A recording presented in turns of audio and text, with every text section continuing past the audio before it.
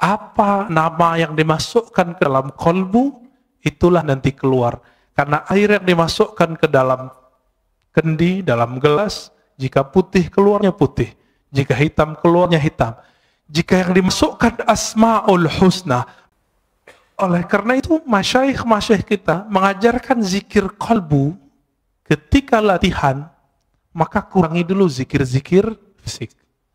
Dulu kami latihan 40 hari, itu cuma zikir kolbu. Yang wajib-wajib kita nggak boleh tinggal. Sholat jamaah. Apa arti warid? Anugerah rohani datang ke kolbu. Zuhud itu nikmat yang lebih besar dari dunia dan seisinya. Orang kalau sudah masuk zuhud ke kolbunya, hidupnya kenyang. Nggak ada keluh kesah. Kebahagiaan itu ada meskipun dunia tidak di tangannya. Tapi orang-orang zuhud bukan berarti dia orang miskin. Banyak orang miskin cinta dunia. Tiap hari mikirin gimana makan. Orang kalau sudah sibuk, zikir, sholat, baru zikir kolbu. Kalau beliau, kenapa ada orang duduk atau berdiri bersama dengan kekasihnya bisa berjam-jam, tapi bersama Allah 7 menit pun tidak kuat?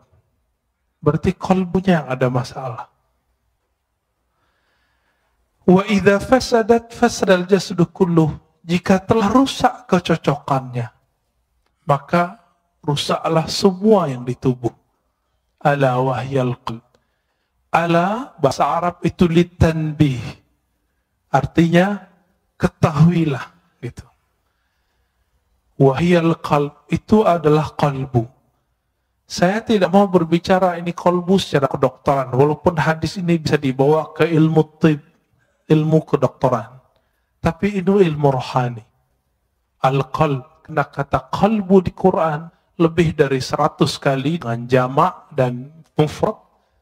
Ada lebih dari 100 kali, semua menyebutkan tentang ahwal rohani, bukan ahwal jasmani. Jadi jika ada dokter ngotot menggunakan hadis ini untuk perkara yang zahir, silakan. Tapi kita menggunakan hadis ini sesuai yang diturunkan Nabi Sallallahu Alaihi Wasallam. Jika si kolbu itu tawadhu, maka rukuknya terasa nikmat. Maka Bapak Saudara Allah, ketika imam itu kunut, tidak ada perasaan ingin keluar dari imam jika tidak berkunut. Perasaannya biasa aja. Bisa ikut kunut, bisa tidak. Tapi tidak ada perasaan ingin keluar dari imam. Imamnya ahli bid'ah.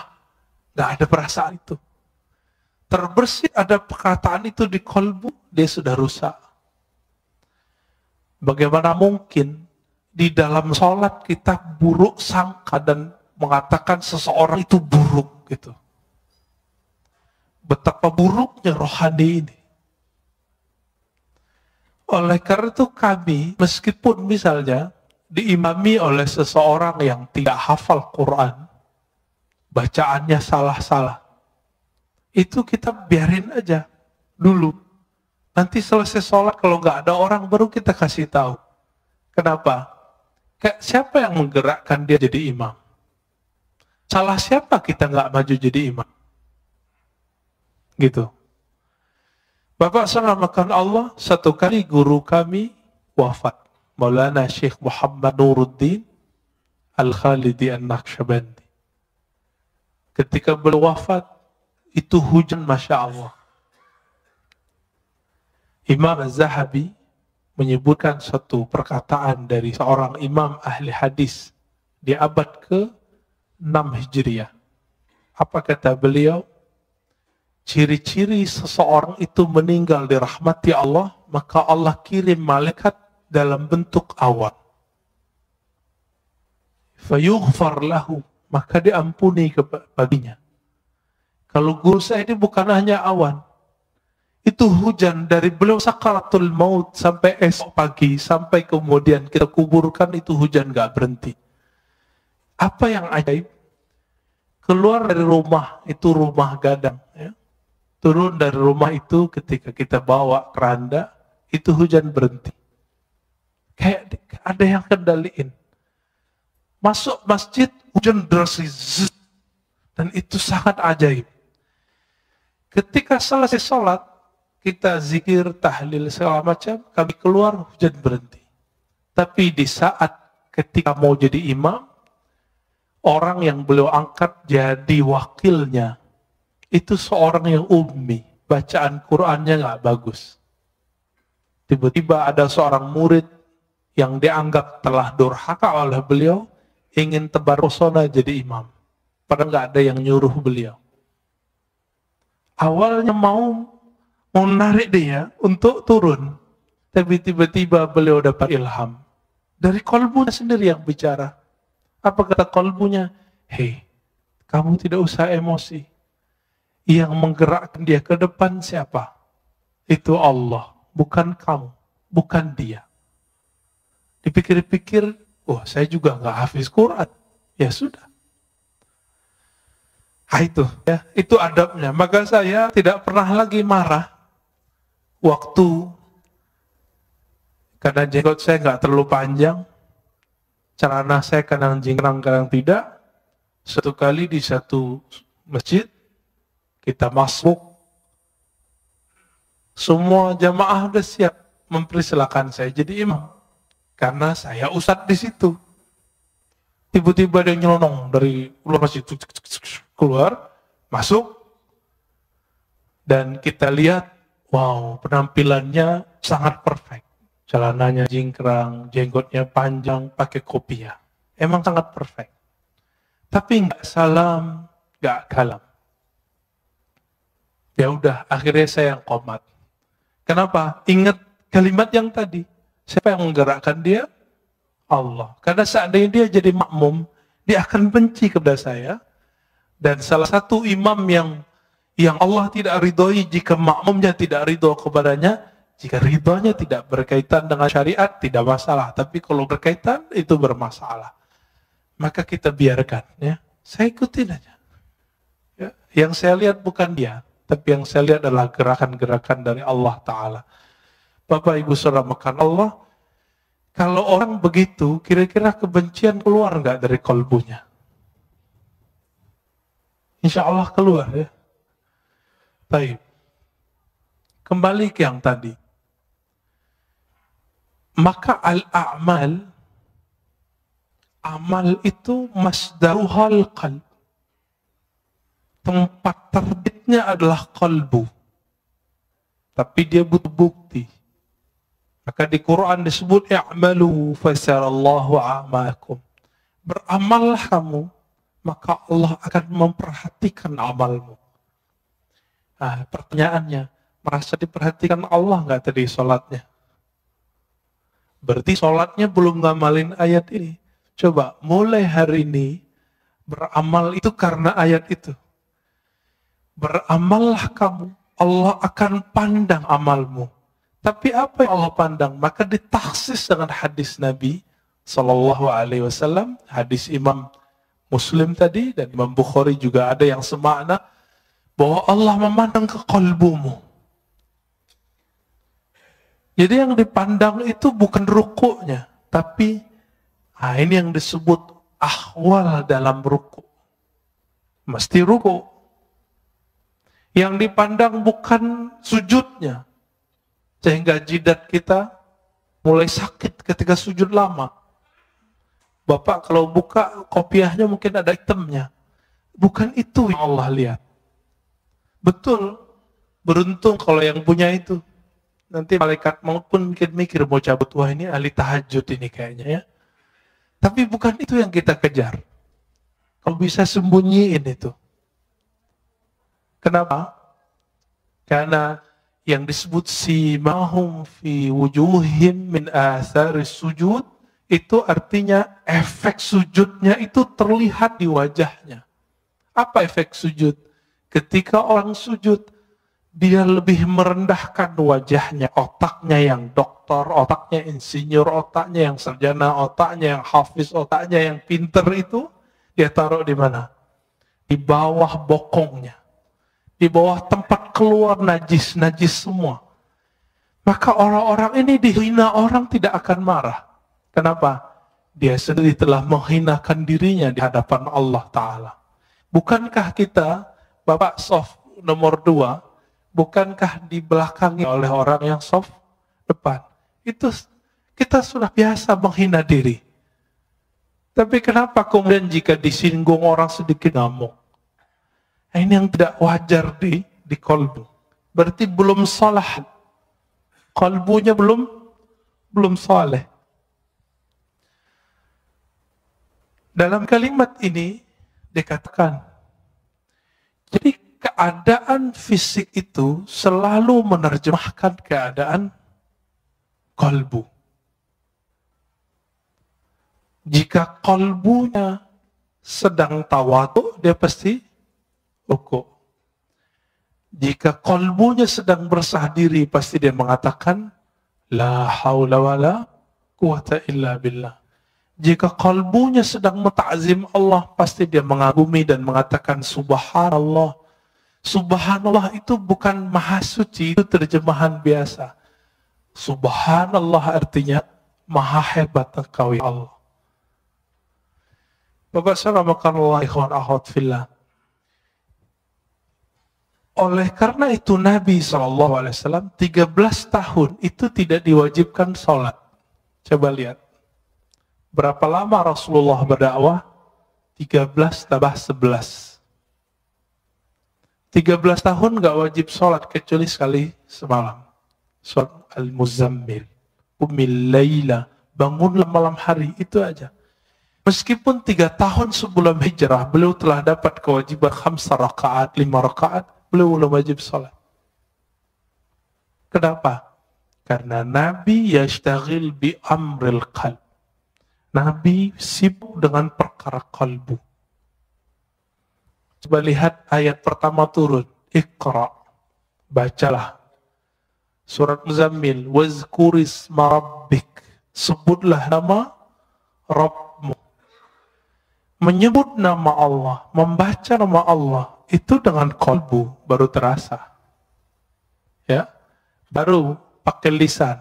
Makanya beberapa ulama kita zikir ya Allah, ya Allah, Allah, Allah, Allah. Itu ngamalin surat Al-Muzammil itu. Nggak usah pakai dalil-dalil aneh, itu dalilnya.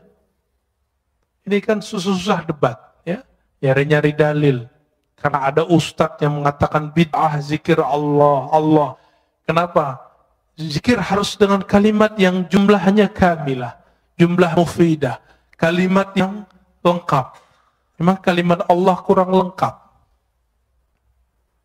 Bukankah ada ayat kulillah, katakanlah Allah. Ada kok. Dan itu satu kalimat. Satu kata tapi menilainya satu kalimat. Waladzikurullahi akbar. Dan sungguh menyebut Allah itu lebih besar dari semuanya. Oleh karena itu Badi'uz Zaman Sa'id Nursi itu di bersalahnya yang jilid 6 mengatakan ulama-ulama ahli qalbu untuk menghabiskan ego al-ananiyah itu mereka hantam dengan menyebut nama Allah, Allah, Allah. Dan itu ada efeknya. Apa nama yang dimasukkan ke dalam kolbu, itulah nanti keluar. Karena air yang dimasukkan ke dalam kendi, dalam gelas, jika putih keluarnya putih. Jika hitam keluarnya hitam. Jika yang dimasukkan asma'ul husna, maka keluarnya adalah akhlak yang hasanah. Jika yang dimasukkan hubbud dunya, maka keluarnya itu tamak. Kalau ustadz itu lebih bahaya. Dai itu kalau hasad, hasadnya ulama itu bawa dalil. Coba lihat di YouTube itu. Itu membedain orang hasad nggak hasad gampang di situ. Ya, terlihat isinya kebencian, kebencian, kebencian. Sebanyak itu ayat yang mengajarkan bahwa mukmin itu bersaudara. Ayo cari titik temu. Tapi dia mencari perbedaan. Kita susah-susah untuk mengislah orang. Dia bermujahadah, berjuang untuk memecah orang. Kawan kita ada di Meranti sana, namanya Ustadz Fauzi kalau nggak salah. Itu masuk ke suku Akit, suku asli pribumi, untuk mengislamkan orang sana. Tiba-tiba masuk satu kelompok kawan ini untuk nyalahin semua. Akhirnya gagal lagi dakwahnya. Tapi kemudian beliau terus, yaitu diangkremin terus kayak ayam. Mereka kan datang cuma sekali, ini datang terus. Ya. Bahkan tinggal di situ. Itulah khuruj fisabilillah selama-lamanya di situ. Dia nggak butuh lagi khuruj 3 hari itu. Nggak butuh lagi khuruj 40 hari. Kenapa? Satu nafasnya telah khuruj. Satu nafasnya telah jihad fisabilillah. Siapa yang berani, Pak, meninggalkan tengah kota, pergi ke pelosok, tinggal di situ? Ya, saya pun nggak kuat. Ya, semoga Allah jaga dai-dai kita di pelosok, di perbatasan. Amin ya rabbal alamin.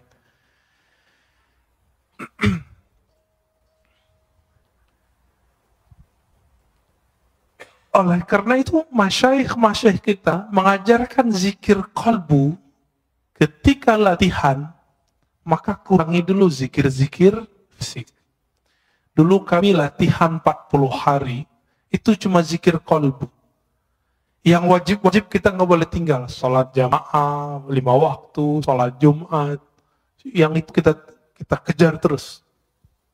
Tapi kerjanya ngapain? Setelah sholat, zikir. Setelah zikir, zikir. Setelah zikir, zikir. Setelah zikir, zikir. Sampai tidur pun zikir. 40 hari, 40 malam. Kami kurangi makan, kurangi tidur, kurangi macam-macam kata-kata orang sekitar. Ah, ngapain itu? Itikaf kan 10 hari doang kok 40 hari. Dia lupa, Nabi Yunus itu itikafnya di dalam perut ikan berapa hari? 40 hari. Nabi Musa di Tur Sina 40 hari. Nabi Muhammad SAW di Goa Hira juga 40 hari. Dan itu rutin terus. Jadi kalau ingin mewarisi rohani Rasulullah SAW, minimal apa yang telah beliau fikskan, 10 hari. Bisa nggak ninggalkan dunia? 10 hari sebelum betul-betul kita meninggalkannya. 10 hari nanti bisa nggak, Pak? Tapi handphonenya off. Tidurnya dikurangi, makannya dikurangi. Maka harus ada tim gizi ketika orang itikaf. Di sini ada dokter, ada ahli gizi. Silakan Pak ngobrol nanti. Kurangi makan daging. Boleh makan daging. Tapi kalau cuma itikaf makan daging, syahwatnya besar, nggak bisa ngapa-ngapain. Maka disebutkan taklilut ta'am, mengurangi makan, termasuk memilih makan-makan yang ringan-ringan. Maka kami 40 hari itu, sampai hari ke-20 vegetarian. Hari ke-21 baru makan daging. Karena ngobrol dengan dokter. Kata dokter, sel-sel itu kalau nggak dapat daging selama 20 hari, maka dia akan makan yang ada di tubuh. Padahal itu udah tertulis oleh Maulana Khalid Al-Baghdadi dalam kitabnya. Beliau bukan dokter. Tahu dari mana coba? Tapi dapat ilham. Maka ilham qalbu, jika dipertemukan dengan kajian-kajian ilmiah, ketemu. Karena ilmu itu dari Allah Ta'ala. Ilmu dari Allah. Allah yang disebut Al-Alim, sumber semua ilmu. Jika dipertemukan ilmunya orang belajar grammar dengan orang belajar manhaj qalbu sama. Yang mempertemukan namanya Imam Al-Qushairi. Punya kitab judulnya Nahwul Qulub, Nahwul Qalb. Grammar qalbu. Ada Pak kitabnya. Ya, kawan kita sudah buat disertasi S3 untuk itu. Tapi semoga dia juga mengamalkannya. Ya. Jika di qalbu itu muncul kezuhudan, sekarang kita langsung masuk. Jika muncul kezuhudan, maka orang itu nanti akan suka puasa. Jadi puasa itu efek warid yang datang ke qalbu. Apa arti warid? Anugerah rohani datang ke qalbu. Zuhud itu nikmat yang lebih besar dari dunia dan seisinya. Orang kalau sudah masuk zuhud ke kalbunya, hidupnya kenyang. Nggak ada keluh kesah, kebahagiaan itu ada meskipun dunia tidak di tangannya. Tapi orang-orang zuhud bukan berarti dia orang miskin. Banyak orang miskin cinta dunia. Tiap hari mikirin gimana makan. Berarti dia belum zuhud. Jadi rugi 2 kali, udah miskin gak zuhud. Orang kaya itu paling bisa zuhud karena dunia sudah di tangan. Tapi kalau kalbunya tidak dapat zikir kalbu. Jadi kalbu itu punya zikir. Zikir lidah la ilaha illallah, subhanallah. Zikir kalbu Allah, hu, hay, qayyum. Asma'ul husna itu zikir kalbu. Dan ini harus diambil dari ahlinya. Sebagaimana kalau kalbu kita sakit, kalau badan kita sakit, kita datang ke dokter. Dan masalah kita semua apa? Masalah kita cuma satu, kita nggak adil dengan kalbu. Giliran sakit badan, ya repot kemana-mana. Ini virus corona aja udah ramai kemana-mana, ya. Tapi kalau ada virus kalbu, nggak ramai. Udah berapa tahun nggak khusyuk? Udah berapa tahun tidak menikmati baca Quran? Kok nggak datang-datang ke ahli kalbu? Waras nggak sih? Itu. Adil nggak? Ini yang disebut innallaha yuhibbul muqsitin. Maka Allah sebut orang-orang yang berilmu yang adil itu qaiman bil qist. Orang-orang yang berilmu itu dia betul-betul adil terhadap dirinya. Kita gak adil. Cari dunia dari pagi jam 6, pulang pun jam 8, 12 jam. Tapi cari akhirat, kita ajak setengah jam aja bilang apa? Ustadz, saya ini sibuk. Ada seorang ibu-ibu minta diajarkan zikir, kita ajarkan zikir. Terus bilang, Ustadz, nggak ada zikir yang ringan, saya ini sibuk. Saya tanya, ibu umur berapa? 70. 70 karyawati, pragawati. ASN. Enggak, terus apa sibuknya? Bingung juga dia. Berarti selama ini kita ini sok sibuk. Dan semua orang mengundur amalnya sampai dia udah tua.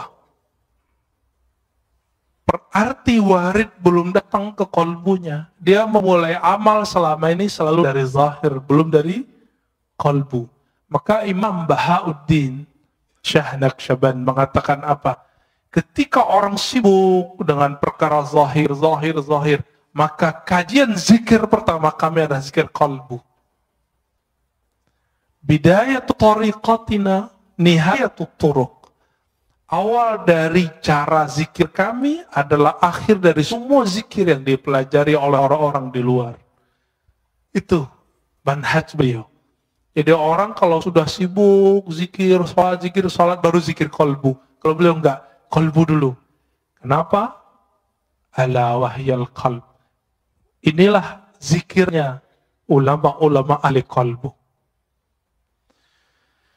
Jika masuk ke kalbu itu al-hirs. Hirs itu ada kesukaan, kerajinan, ya, ada perasaan senang. Maka orang ini akan rajin tahajud, rajin sedekah, rajin semua zikir itu kayaknya ringan di tangannya, ringan di lidahnya. Bapak salah makan Allah. Dulu seorang kawan saya berdoa, Allahumma adim alaina zikrak. Ya Allah, dawamkan zikir kami kepadamu. Saya tegur, jangan doa begitu. Yang Nabi ajarkan, Allahumma a'inni ala zikrik. Ya Allah, bantu aku menyebut namamu. Karena Nabi tidak pernah mengajarkan, ya Allah, dawamkan zikir di kalbu kami. Itu mustahil, kecuali Rasulullah Sallallahu Alaihi Wasallam. Dalam sholat pun kita masih ingat selain Allah Ta'ala. Jika yang datang di kalbu itu syauq, rasa rindu yang dalam, maka orang ini biasanya zikirnya mulai bergerak. Nah, zikir ini yang jarang datang ke kita. Minimal gerak mata, matanya nangis, itu zikir rindu. Jadi rindu itu datang dulu ke kolbu, baru saat dia berzikir ada rasa nangis. Bukankah sebagian Bapak Ibu ketika mendengarkan imam kita tadi sholat, teringat mana? Sudais, ya. Semoga Allah muliakan beliau. Amin. Kita teringat itu. Bagi mereka yang punya pengalaman sholat di belakang Sudais, dia rindu, dia bisa nangis. Itu baru rindu dengan imam dunia. Imam sholat di Mekah. Bagaimana imam la'imah Sayyidina Rasulullah SAW. Maka orang ini saat mengatakan Allahumma salli ala Sayyidina Muhammad, air matanya pasti mengalir. Itu yang disebut dalam syair-syair Hisan bin Sabit. Kullul qulub, semua kalbu itu rindu kepada Nabi. Tapi bukti rindu itu hanya satu. Dumu'ul ain. Ketika air mata itu berkaca-kaca, ketika air mata itu mengalir. Atas dasar itulah ulama kita punya majelis khusus, namanya majelis sholawat. Karena itu majelis kerinduan.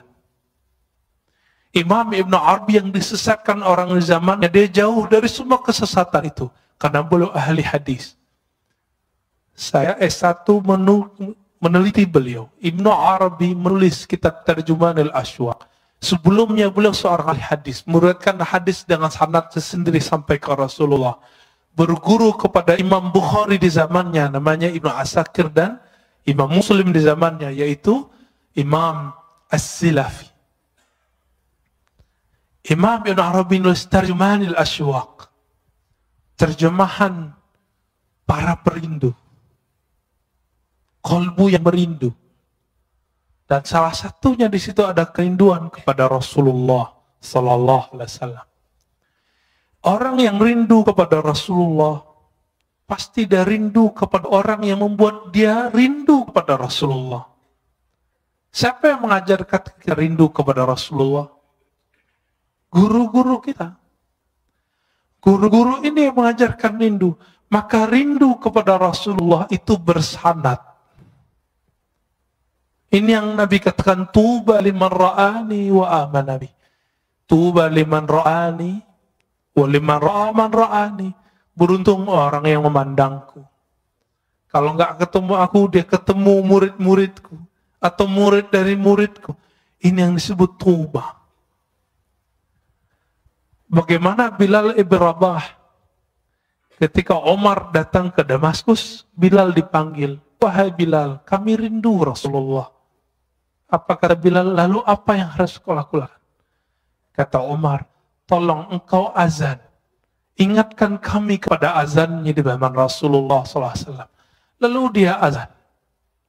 Setelah sekian lama Rasulullah wafat, dia nggak mau azan. Kenapa? Setiap kali dia azan, dia bisa pingsan. Itulah rindunya seseorang perindu. Dia bergerak, badannya bergetar ketika rindu. Kalau dia kuat, dia bisa terus. Jika tidak, dia pingsan.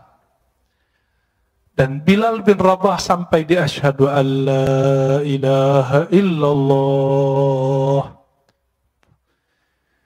Sampai di asyhadu anna Muhammadar Rasulullah. Ketika sampai di bagian itu, dia tidak sanggup lagi menahan tangisnya. Dia berhenti, tersenduh-senduh, baru dia lanjutkan. Bahkan di riwayat lain beliau pingsan. Itulah para perindu. Makanya zikirnya para perindu itu ada 3. Jika di mata dia menangis. Jika di tubuh dia bergerak. Jika tidak kuat, maka dia pingsan. Inilah zikir-zikirnya qalbu. Karena sebab syauq datang. Rasa rindu itu datang. Dan rindu itu sumbernya satu. Al-mahabbah. Rasa cinta kepada Allah dan Rasulullah. Bapak saudara makan Allah. Terkadang kalau orang rindu itu gombal. Benar nggak? Kalimat-kalimatnya aneh-aneh. Dalam ilmu zikir, ilmu qalbu disebut dengan syatahat. Apa arti syatahat? Kalimat yang lompat dari mulut karena gejolak-gejolak rindu dalam kalbu. Jika seseorang merasakan rindu tersebut, maka muncullah syatahat. Inilah yang muncul pada Imam Junaid, Imam Abu Yazid Al-Bustami, bahkan imam seperti Al-Hallaj. Al-Hallaj mengatakan, ma fi jubbati illallah. Di jubahku hanya ada Allah. Dia tidak dihukum karena ngomong itu. Tapi dia ketika mengatakan haji itu cukup di rumah. Tapi itu ternyata bukan perkataan dia. Jadi dulu karena buku tidak ada copyright-nya. Salah satu bukunya tentang asrar haji disalin oleh orang tertentu, lalu ditambahkan di situ. Haji tidak perlu ke Mekah, cukup di rumah. Ketika dihakimi, dibawa ke pengadilan, Al-Hallaj ditanya, ya Hallaj, hadza kitabuk? Hei Hallaj, ini kitabmu? Hallaj mengatakan, oh itu judul kitabku, tapi dia tidak tahu isinya. Langsung hakimnya mengatakan, taib, kamu zindik, kamu fasik, langsung divonis esok hari dipenggal. Al-Hallaj wafat tahun 309 Hijriah. Kata Imam Al-Ghazali, seandainya aku jadi qadhinya, jadi hakimnya, tentu aku tidak akan menghukumi gantung baginya. Itu kata Imam Ghazali. Tapi ya sudah, ya. Tilka ummatun qad khalat laha, ya, ma kasabat. Kita lanjut. Sampai jam berapa? Masya Allah. Nanti sholat syuruknya diundur, ya. Ngaji lebih afdal daripada sholat. Imam Ibnu Majah meriwayatkan dari Nabi SAW bahwa mempelajari satu bab ilmu lebih afdal dari sholat 100 rakaat. Ya. Baik. Jika yang muncul di qalbu itu al-khawf, dia juga nangis. Apa arti khauf? Rasa takut. Tapi bedanya, al-khawf ini beda dengan syauq. Jika syauq bikin orang bergetar, tapi kalau khauf tidak, bikin orang diam. Ada lagi raja.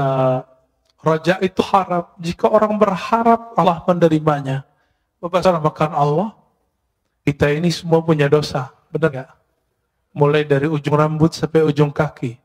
Tapi apakah dengan dosa itu kita berhenti beramal? Enggak.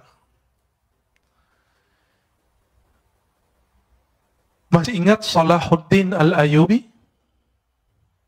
Salahuddin Al-Ayyubi, seorang pejuang hebat, raja di zamannya, sultan, itu pernah meminum khamar.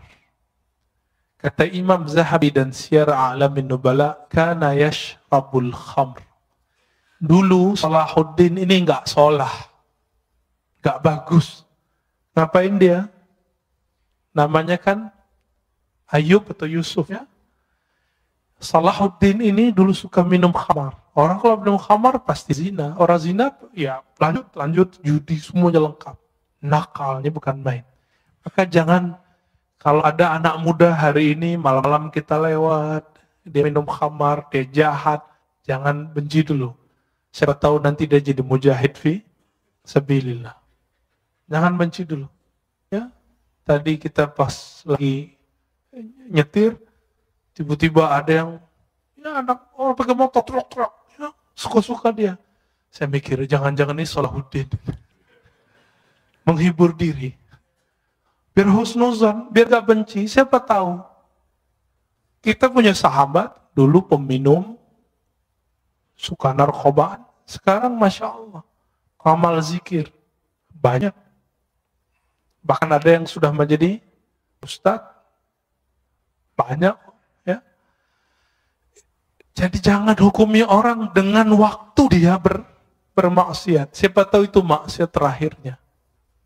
Jangan pernah sucikan orang dengan amalnya.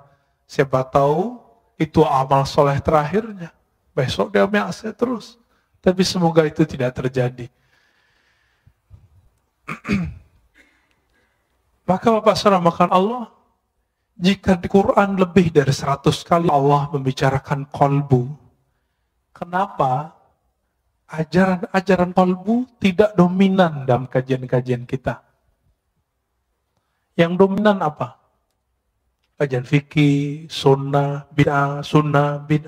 Ingin mempergi kolbu, tapi yang terjadi keras kolbu. Ini coba aja. Kita bertahun-tahun ngaji sunnah bid'ah.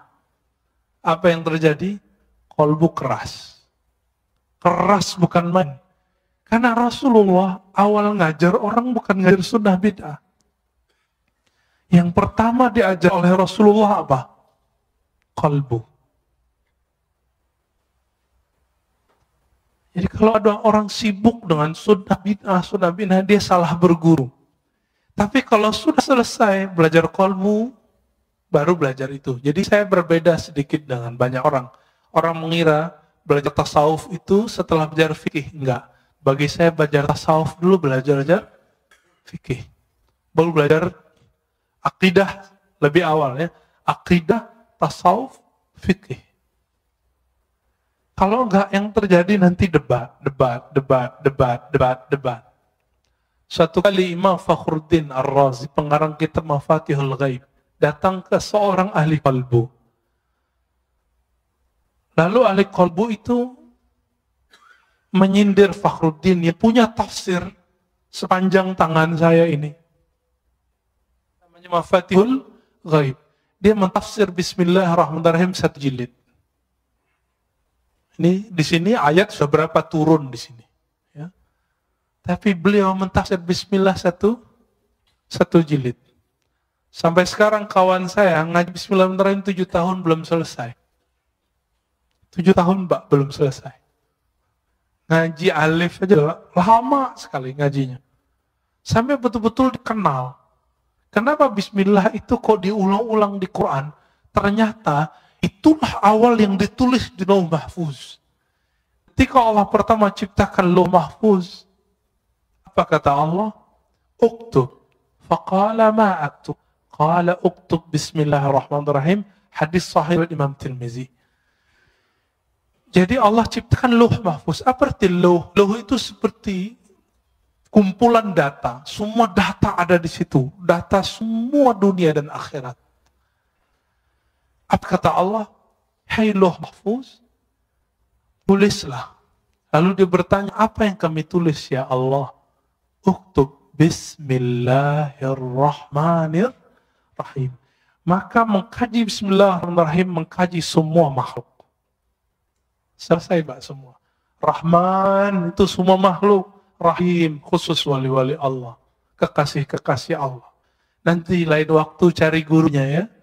Ada yang pakar ilmu ini. Tapi tidak boleh dikaji terlalu luas. Imam Fakhruddin Ar-Razi kemudian ditanya. Ketika disindir. Tafsirmu itu belum apa-apa. Dia kaget. Terus tafsir yang bagus gimana? Dia tafsirlah 1 ayat. Fakhruddin Ar-Razi bengongnya bukan main, lama dia berpikir. Loh kok dia tahu makna itu ya? Kok saya udah baca buku, mungkin ratusan ribu lembar dia baca buku, kok nggak paham itu? Akhirnya ditanya, wahai Tuan Guru, apa cara engkau memahami kitab Allah dengan rahasia-rahasia tadi? Apa jawaban sang imam? Wahai Fakhruddin Ar-Razi, utruk ri'asah wazhad anid dunya. Tinggalkanlah riasah, kepemimpinan, baik jabatan-jabatan keulamaan, tinggalkan itu dan zuhudlah dari semuanya.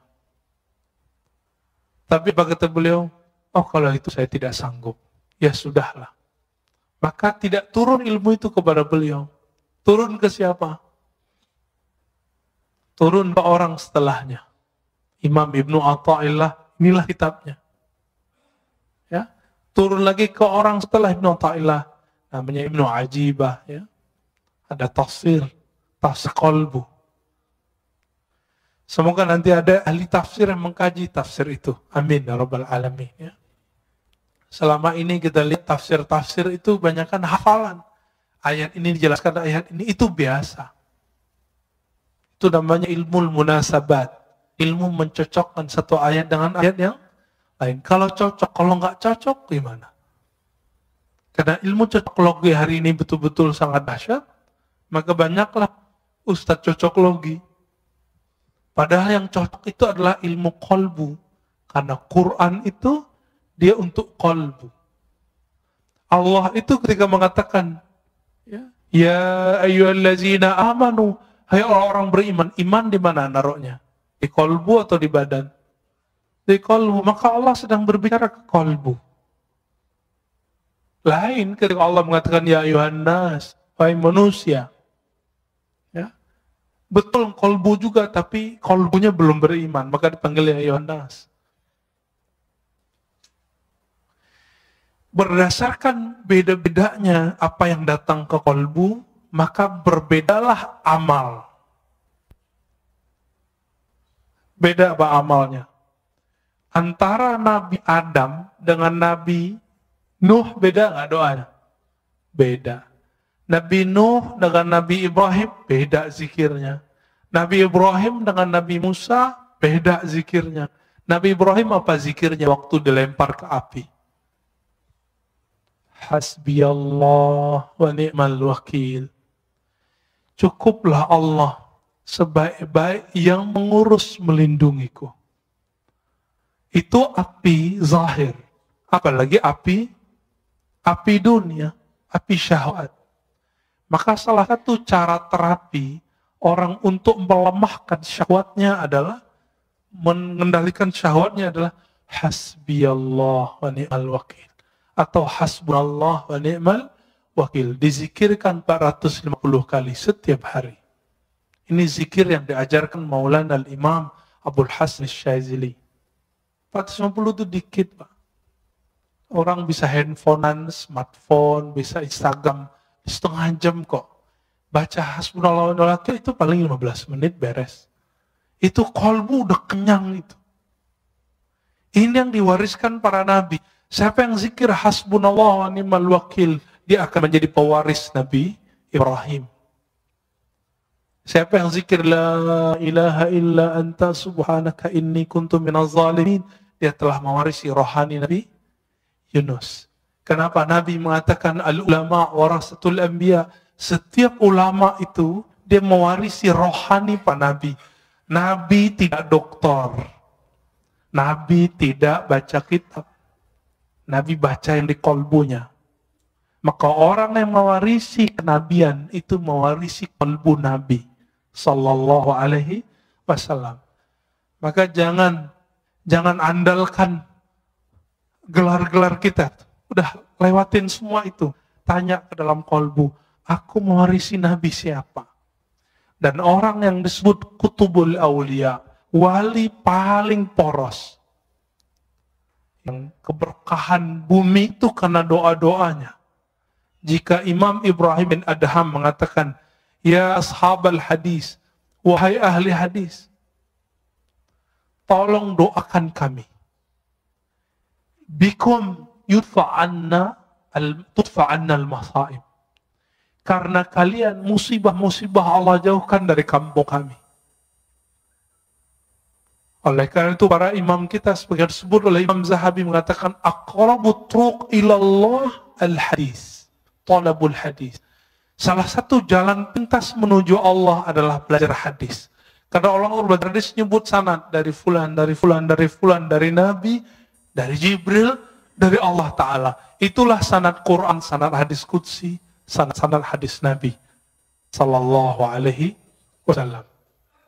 Imam Ahmad mengatakan al-qurbu ila Rasulillah qurbun ilallah. Orang yang punya silsilahnya dekat ke Nabi, dia telah dekat kepada Allah Ta'ala.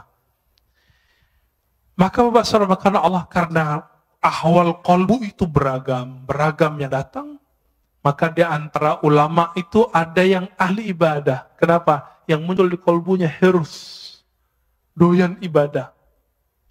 Nah, ini yang terjadi pada kawan-kawan saya yang senang khuruj, ya, senang wiridan. Jangan salahkan dia. Tegur saja dia kalau kelebihan. Ya, mungkin dia beramal tidak dengan ilmunya. Dilupa kalau punya anak istrinya. Ya, tegur aja baik-baik, kasih nasihat. Jangan depan orang. Ketika yang masuk ke kolbu itu asyauq, maka orangnya akan suka berdendang, bersyair, bersalawat. Maka muncullah dalam peradaban Islam berzanji. Muncullah syair-syair Imam Ibn al-Farid. Ya, muncul semua itu. Maka syair-syair di Jawa muncul macapat ya. Yang mau copot ya. Itu yang dari Sunan Kalijaga. Itu wali Allah besar, Pak. Beliau berguru kepada ulama keturunan Samarkand.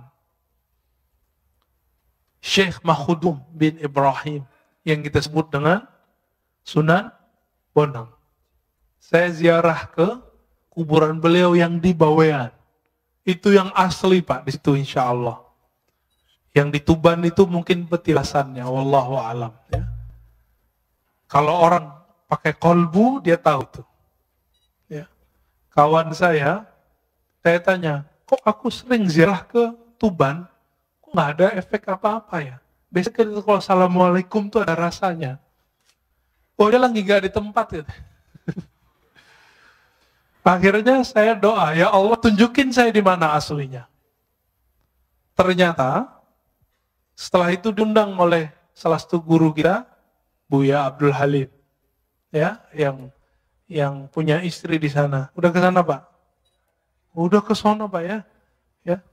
Datang ke sana itu dahsyat sekali. Tapi jangan lupa ziarah. Karena di sana manisnya dari situ. Sampai di sana, ternyata Buya Abdul Halim belum pernah ziarah. Saya tanya, Buya, anterin saya ya.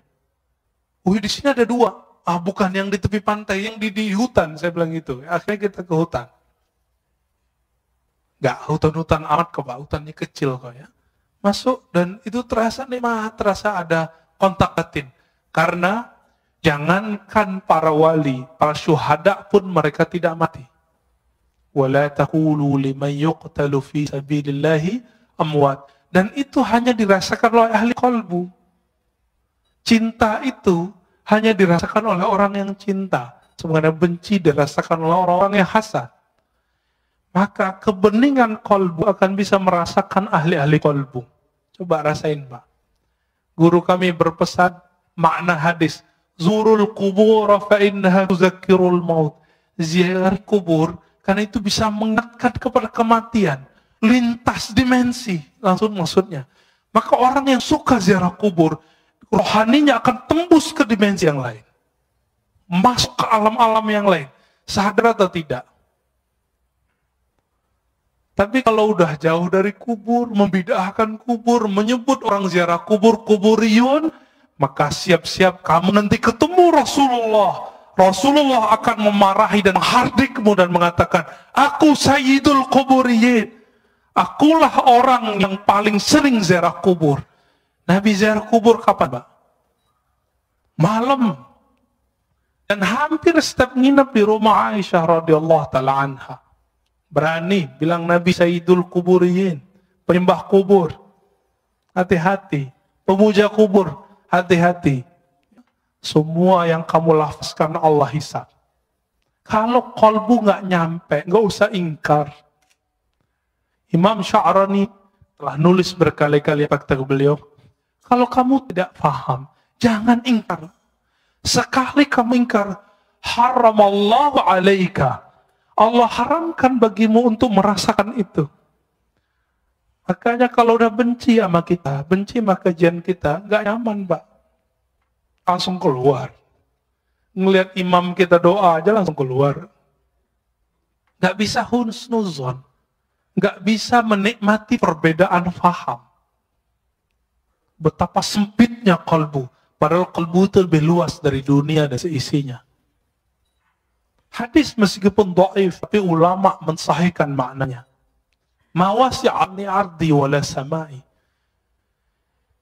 Aku ketika memandang ke langit dan bumi tidak sanggup menahan pandanganku. Itu yang disebut Allah ketika memberikan amanah kepada langit dan bumi, semuanya nolak. Inna wasi'ani, yang sanggup menerima pandangan itu adalah qalbu abdi al-mu'min. Qalbu hambaku. Ada kalimat hambaku di situ. Al-mu'min, yang dia beriman. Makanya orang-orang yang beriman ini qalbunya lapang, hidupnya tenang, pikirannya Masya Allah. Ya. Nggak ada kepanikan di qalbunya. Ya. Nggak rusuh. Bapak saudara, karena Allah, maka di antara mereka ada yang zuhud. Karena yang datang qalbunya kebencian dunia. Di antara mereka ada yang muridin, ada yang wara, ada yang arif. Puncaknya nanti arif. Nanti tanyalah ke Kiai Ahmad Shadiq, itu arif itu apa sih? Atau ke kiai-kiai yang lain, ada siapa? Kiai Luqman ngajar di sini juga. Ya, Kiai Luqmanul Hakim. Nah, itu orang-orang ahli kolbu semua. Sebenarnya beberapa banyak masih ahli kolbu. Silakan dicari sendiri atau tanya ke ahli kolbu siapa mereka. Ya. Ini belum selesai sebenarnya, tapi udah cukup lah ya. Mau ada tanya jawab?